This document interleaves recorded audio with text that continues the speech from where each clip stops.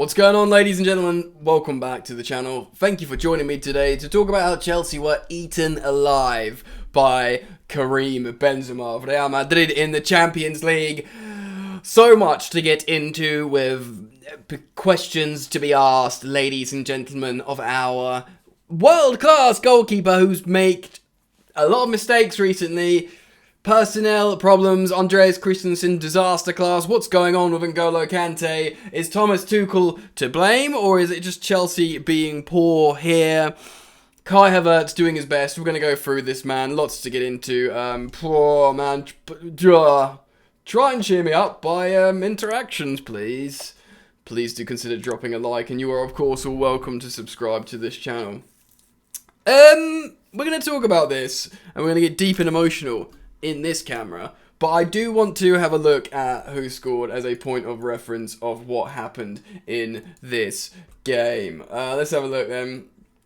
Lineups 4-3-3 from Carlo Ancelotti's Real Madrid, who have been up and down in terms of form. Courtois in goal, who had a good game and made a lot of saves. He got booed a lot from the Chelsea fans, and there was some funny, obscene chants sung about him, which of course I will not repeat on my channel because of fear of getting, I don't know, demonetized or something.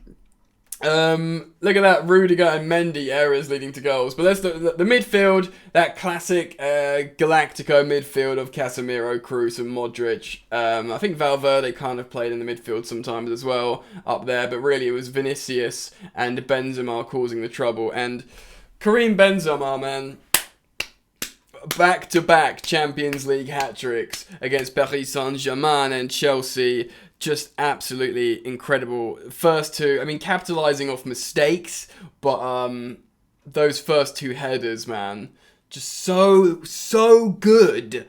Like, so good. I mean, yes, I'm a Chelsea fan, my team's lost, but you need to appreciate when someone's just been very, very good against you, and that was Karim Benzema this evening.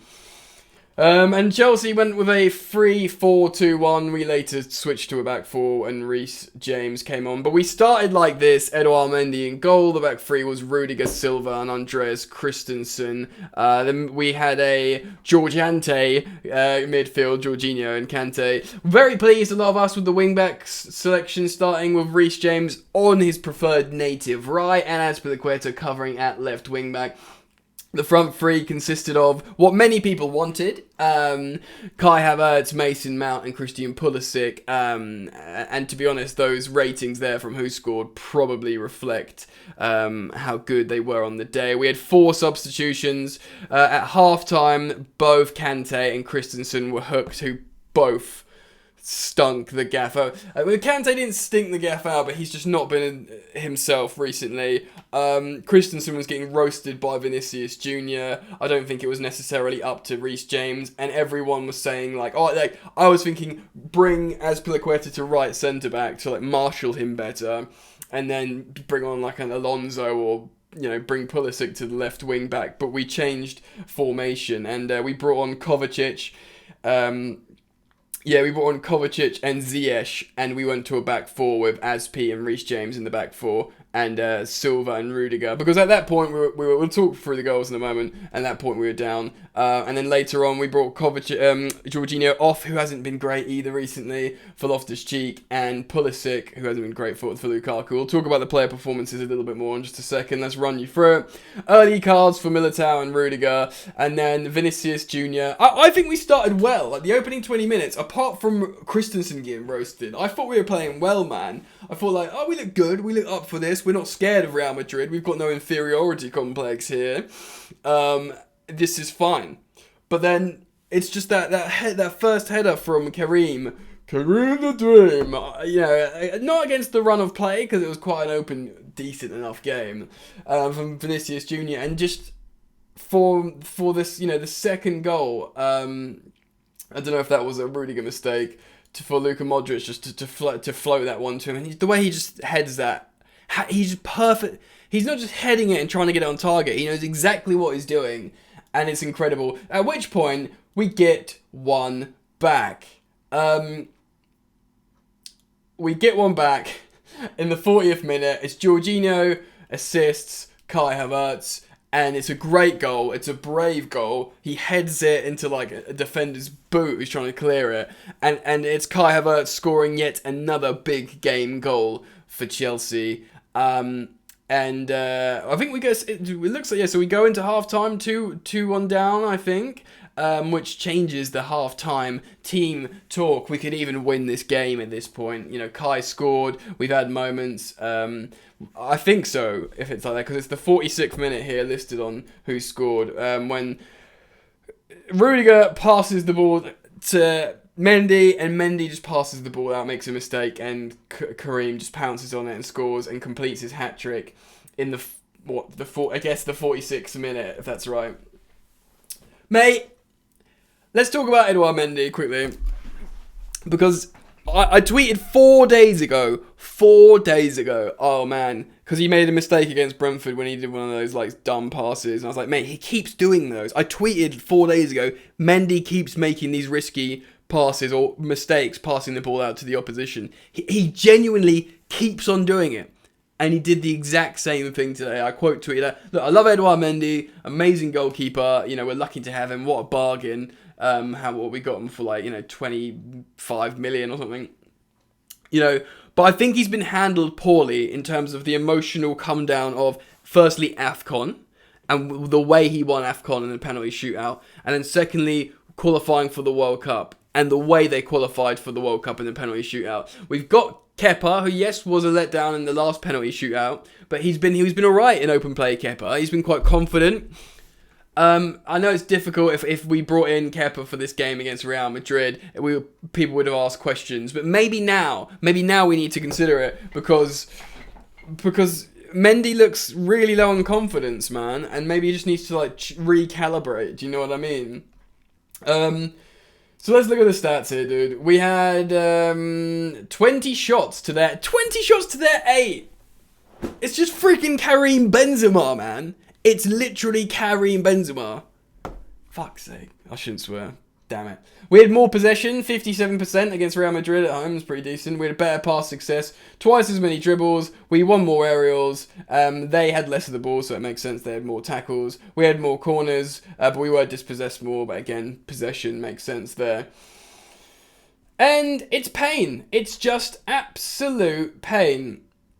That sort of area there, oh, you can't see it. Yeah, so the two areas leading to goals is just the bit, you know, even taking a 1-1 to the Bernabeu is okay. Do you know what I mean? Like, I mean, we're lucky away goals don't count, but I just don't see us at the moment. Anything's possible. There was a period in this game where we were like, for like 2 minutes, we were like peppering their goal, right? And I was thinking, oh, hello. This reminds me of that Ajax game when we went 4-1 down under Lampard and we ended up coming back 4-4 and nearly winning it. I thought we were going to like create chaos and, you know, allow chaos to come into the game and score. But Real Madrid, they're not that young Ajax side. They're not those kids. We are all like in our mid-phase. We've won more European Cups than you've had hot dinners, mate. And we're not going to let you descend this game into chaos. And they sort of used their experience, I suppose, and prevented that from happening. And they just sort of saw it out, really. We could talk about player performances. Yeah, let's do that. Mendy, we don't need to talk about him anymore because he's a great goalkeeper. It was polarising. Courtois' goalkeeping performance in comparison to Edouard Mendy this game. I don't miss Courtois. I think he's a snake. But honestly, man, like, polarising. Reece James was fine. He was good. He was poor defensively, but I think maybe it wasn't his responsibility to marshal Vinicius. I think it was to utilise his offensive skill, and he was good at that. Similarly, I think Aspi, in terms of what we expect from him, was okay. Please feel free to correct me if you think I'm wrong in the comment section.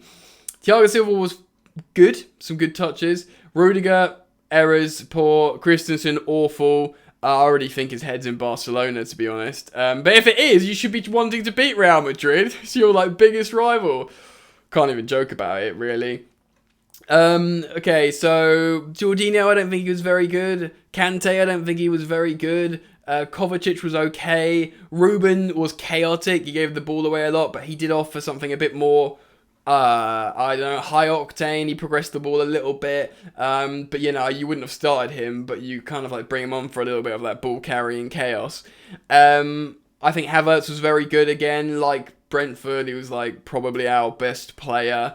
I think Mount was actually quite good. I don't think Mount's been great recently, but yeah, he hit the bar. He did a couple of close shots. He was really, I don't know, up for it till the end and was involved a lot, which is important. I thought Pulisic was really poor. I know he's been out last game.